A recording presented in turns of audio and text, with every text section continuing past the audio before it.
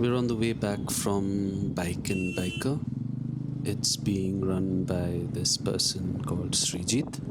So, a big shout out to him and Bike and Biker for the accessories as well as installing them. So, for the first set of upgrades, I got these mirrors, the Bugbuster handguards, which are sleeker as well as in aluminium now. So hopefully my brake and clutch levers are protected. And I got a saddle stay at the back, and I've removed the top rack. For starters, these double take mirrors are amazing. I can finally see behind me, which means I can overtake with visibility on both sides. Okay. And the car came out of nowhere.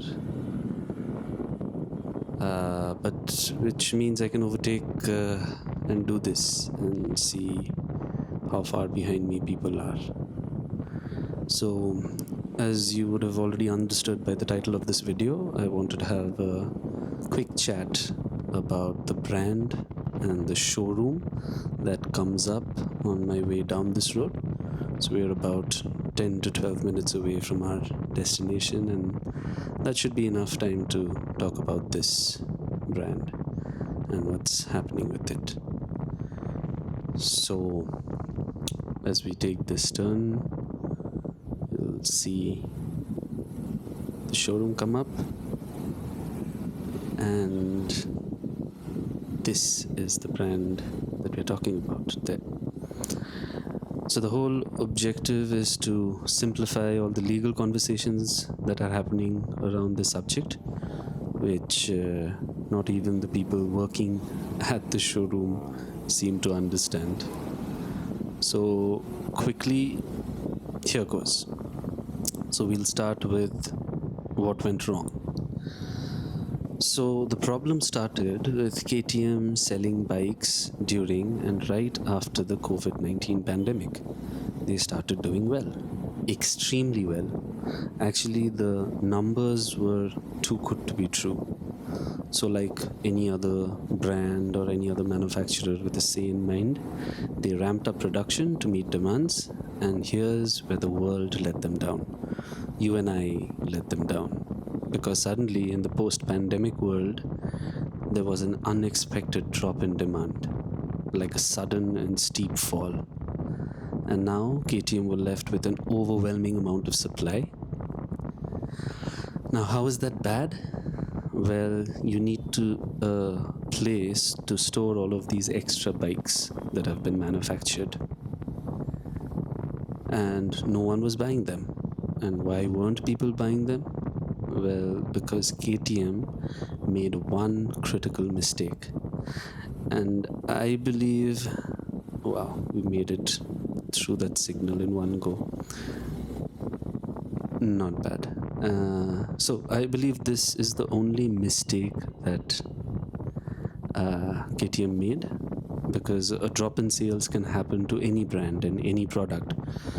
But for KTM, it happened because they made a mistake in identifying the demand in specific.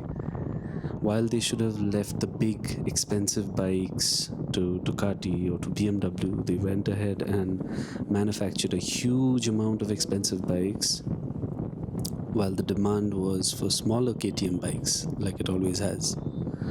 So now they had a massive amount of bikes for which their finance were being eaten up just for storing these bikes.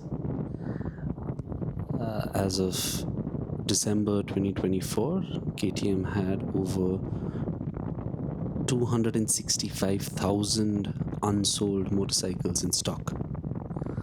To give you an idea about how big that number is, that's the number of bikes KTM sells in one whole year across the world.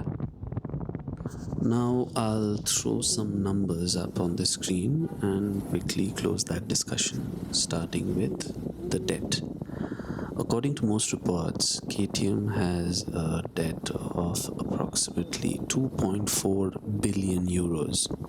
The majority of this debt lies with KTM AG, the renowned Austrian motorcycle manufacturer.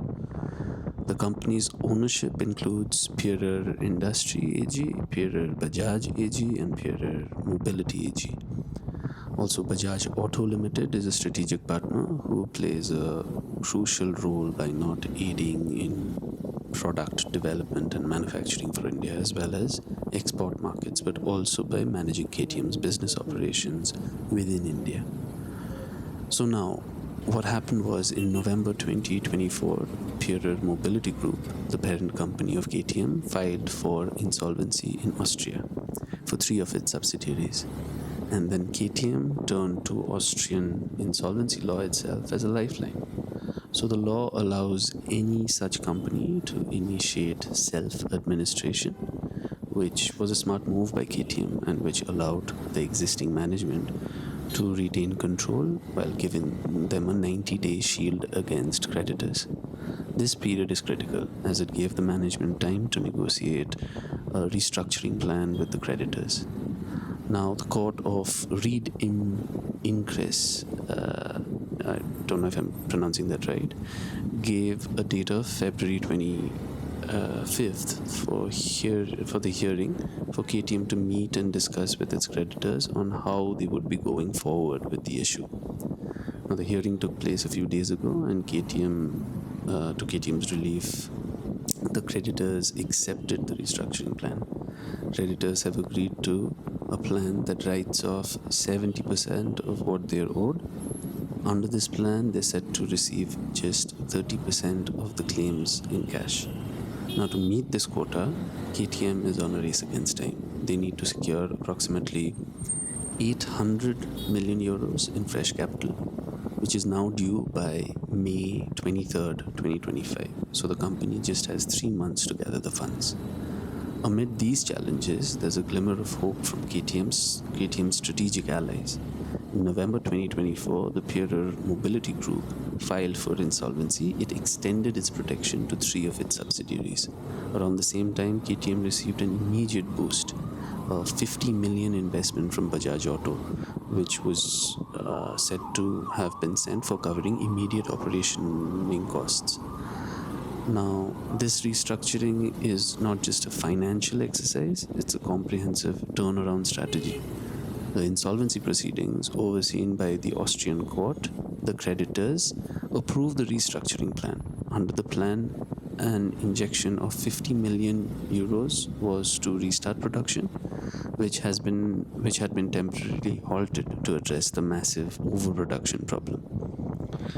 Additionally, the plan calls for a one-off payment of 548 million euros, which is part of the effort to meet the 30% creditor quota that has to be paid.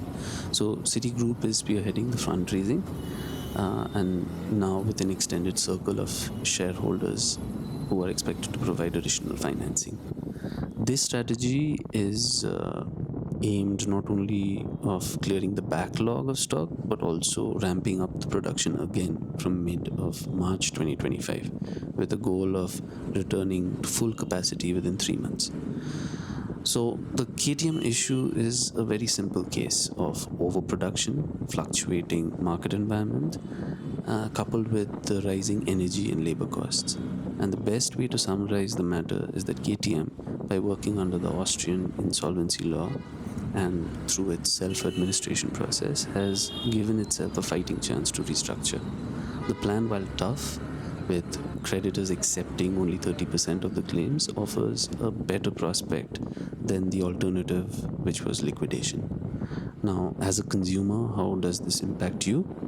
It doesn't. If you want a KTM, buy it. If things go bad for KTM, we as consumers will still get all the after-sales support and parts for years to come. Even in that scenario, as a buyer, you would be getting your hands on a very exclusive product which people may not be able to get their hands on in the future.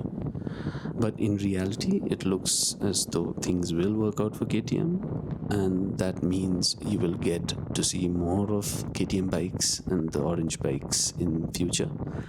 And finally, this issue may have been a good thing for us because it may just be the nudge that KTM needed to improve some of the issues that were coming in with the quality of internal parts, the camshafts, and some other things that people were complaining about.